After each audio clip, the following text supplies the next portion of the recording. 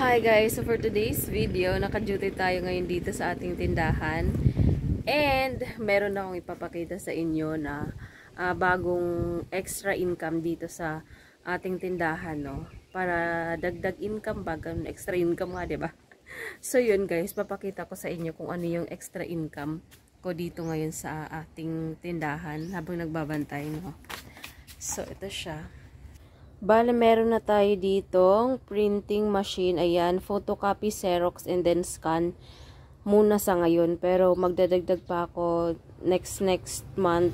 Titingnan natin. Laminating naman. So, ngayon, Xerox copy and scan muna. So, ito yung mga gamit ko. Bale, itong laptop na to guys. Nung college pa ako nito, itong laptop na to. So, ngayon, nagamit ko siya ulit. Ayan. Yung laptop na yan. Luma na yan, pero working pa rin yan guys. Talagang palaban ang laptop na yan. Bale, ang brand ng laptop na to is Lenovo. Ayan, kita nyo naman. And then, etong ating printer na tinakpan ko kasi sobrang hangin maalikabok. So, tinakpan ko siya para hindi siya maalikabukan. Pinatay ko nga muna. So, ayan guys, ang ating mga papel. Mahangin kasi ngayon, kaya nag-aanuhan ano yung ano natin. So, ayan guys. Itong printer, binili ko to sa Orange App lang yan guys. L3210 na Epson EcoTank. So, yan siya. Bagong-bago pa lang yan. So, iningatan ko para magtagal siya sa atin. Matagal natin siyang magagamit. So, ating bagong side hustle ngayon dito sa ating tindahan, diba? So, yun siya. Bale, itong printer na to, pwede ka na dito mag-Xerox, mag-print and then scan. So, ayan, pwede na rin natin gamitin to pagka nag-laminate. I-print muna natin dito and then, ayan, tsaka natin ilalaminate. And then, ito yung kanyang function, colored, and then ito yung black and white. So, yun, nung sinet up ko to, nahirapan pa ako nung pag-set up ko na yan kasi, alam niyo yung bumili ka lang ng printer pero hindi mo pa alam kung paano siya talaga gamitin. Alam mo yung kung paano siya i-set up, ganun. Then guys, ayan, isarado na natin. Ibalik ko na lang din muna yung takip gawa ng mahangin kasi ngayon, napakahangin ng weather ngayon. So, ang alikabok maya-maya, pagka humahangin yung alikabok ba, pumupunta dito sa loob ng naalikabukan lang siya, sayang. So, kahapon, may naman ako dito sa aking printing business ko, no. Ayan, ang ating side hustle. May nagpa-photocopy sa akin kahapon, bali 25 page. Ayan, shout out kay Nang Rona nga nagpa-print sa sa tindahan natin dito sa store. So, yun, siya yung aking benamano kahapon. Nagpa-print siya kasi malapit na yung fiesta dito. Parang gagamitin niya. Hindi ko alam kung saan niya gagamitin yung ano na yun kasi hindi naman nagtanong kasi di ba parang ano naman tayo nun. So, yun yung una kong customer, benamano natin yun guys. So, hindi ang saya ko na to. Sineperate ko yung income natin para, alam yun, unti-unti nating makukuha yung capital na pinambili natin ng printer. Kasi yung laptop naman, okay na yan.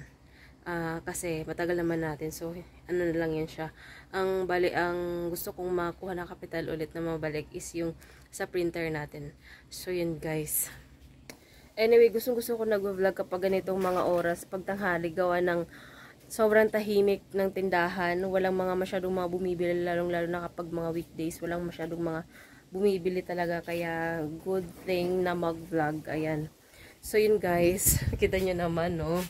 So, ayun. Natutuwa talaga ako. As in, pagtuwa ako mag-Xerox, mag-print, Parang, wala lang. Parang gusto ko lang side hustle. Diba? Kumbaga, ano na rin yun, extra income ba guys. So, dito sa tindahan natin.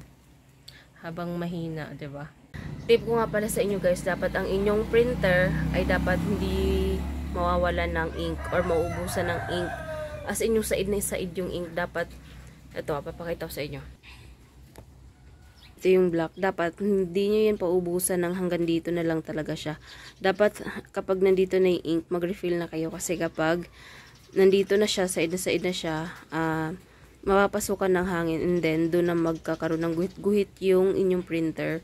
So, doon na siya papangit yung kanyang pagpiprint. So, dapat laging puno yung inyong ink or hanggang dito, pagka nandito na level na lang, anuhan nyo na kaagad yan, refillan nyo yan. Kaya ako, since medyo madami-dami pa, nag-order na agad ako ng ink. And then, isa pa, dapat yung ilalagay nyo na ink, since since Epson to, dapat Epson na brand lang din yung ink na gagamitin nyo. Huwag kayong gumamit ng generic kasi isa pa yun sa mga nakakasira din ng printer.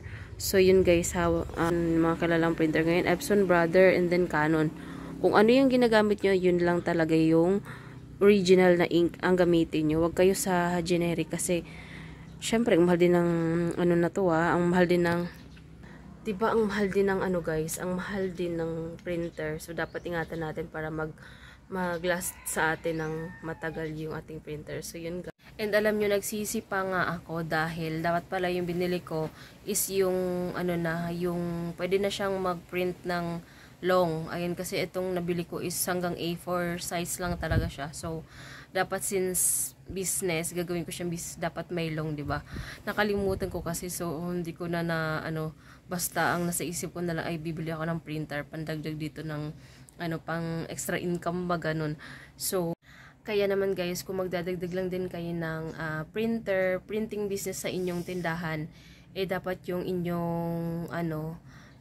inyong bibilhin na printer is yung kaya nang mag-print ng long. Ayun, para pagka may magpa-print sa inyo ng long, edi go, makukuha nyo siya. Kasi kapag hanggang A4 lang, meron kasing mga alam nyo yung mga papel na mahaba, yung mga contract, yung mga, basta yung mahaba. May mga papel na gano'n, sobrang haba. So, hindi natin ma-print dito yun. Kasi hanggang A4 nga lang yung ating size ng ating printing machine. So, yun guys. Kaya kapag bibili kayo ng printing machine, piliin nyo yung magpiprint na siya ng long. So, medyo mahal nga lang yun. Pero, syempre, nandun na rin naman kayo. Since bibili ka na rin naman, itodo mo na, ganun. Kaya naman kung gusto mong bumili ng printer, ayan, sasabihin ko sa iyo kung magkano ang pagkakabili ko sa aking printer. Since na-topic na rin natin to ngayon. So, ang bili ko sa aking printer guys is nasa 10. Kasama na yung ink doon. Ayan. So, ayan siya. Tapos may may free shipping pa. Pero nagkaroon ako ng voucher sa Shopee, kaya parang na lesson, parang nasa na lang yung binayaran ko. Basta nasa 10 pa rin, pero mas nabawas-bawasan lang ng konti doon. Hindi ko na maalala yung exact price, para basta mag-prepare kayo ng 11K. Ayun. Tapos kung meron kayong laptop, gamitin nyo na muna yung lumang laptop nyo. Yung ganun, maging resourceful tayo. Hindi kailangan na mag-umpisa tayo ng business or magdadagdag tayo ng income dito sa ating tindahan, kailangan bago lahat. Bakita nyo naman, yung laptop ko is hindi naman bago. Nung college ko pa yung ginagamit guys. Talagang natambak na lang yan dun sa hindi ginagamit. Ginagamit ko lang yan kapag kayong may itatype ako sa Microsoft. Yun lang, kapag may ako sa Excel. Pero the rest wala na. But since nag-printing business ako, dinagamit ko yung laptop ko, diba? So yun siya guys, ganun siya. Para at least, diba, yung bibilhin nyo na lang is yung printer na lang. Kayo, makakabawas-bawas kayo dun sa inyo. And then, yung mga cellphone ngayon talagang rin siya. Pwede lang, bibilin lang kayo ng OTG, tapos isasaksak nyo yung printer dun sa OTG, and then i-connect nyo sa OTG din mismo yung inyong cellphone, then you can print na guys. Basta pwede yung cellphone ko, ganun siya. So, ganun kalupit. Pwede nakikipaglabanan na yung cellphone ngayon sa mga laptop. As in, makapag-print ka na kahit wala kang laptop. Ganun siya guys. Bibili pa ako ng photo paper para tayo ng Rush ID kapag may nagpaan dito ng Rush ID, at least natin, 'di ba? Magagawa natin. And then sa laptop naman, ang kailangan nyo kapag nagpe-printing business kayo, 'di ba magpo-photo ka, 'di ba magpe-print kayo, mag-i-scan kayo. So dapat meron kayong Epson Scanner 2, and then yung Adobe para sa PDF. Ma-view nyo siya kapag PDF yung i-scan nyo. Ma-view nyo siya kasi meron kayong Adobe Reader. Yun siya guys. Tapos laptop nyo dapat meron siyang Bluetooth. Kasi kapag mag-print, it's either Bluetooth, Gmail, or Messenger. Pero ako, walang Bluetooth yung hindi ko alam kung parang nasira kasi yung laptop, parang ayaw niya mag-receive ng file, kaya ang ginawa ko is Bluetooth na muna tsaka Messenger. Yun, doon nila pwedeng i-send yung kanilang file na ipiprint. And then ito guys, huwag nyo itong kakalimutan. Dapat maglagay kayo dyan ng photocopy, Xerox scan.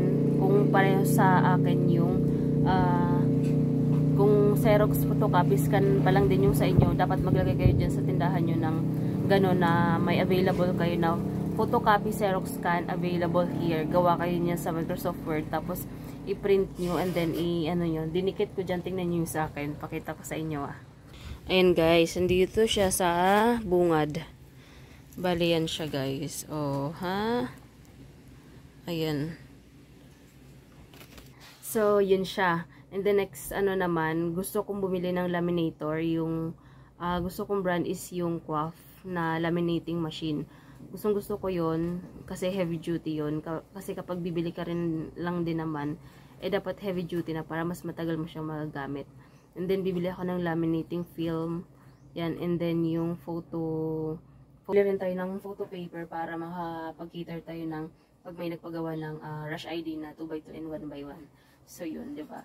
At least, kapag magpapaprint sila, Xerox scan, and then magpapagawa sila ng Rush ID, diba? Yung mga taga dito, hindi sila pupunta ng labasan. Kasi, by the way, dito guys, sobrang malayo talaga yung mga printan, mga Xerox, ganyan.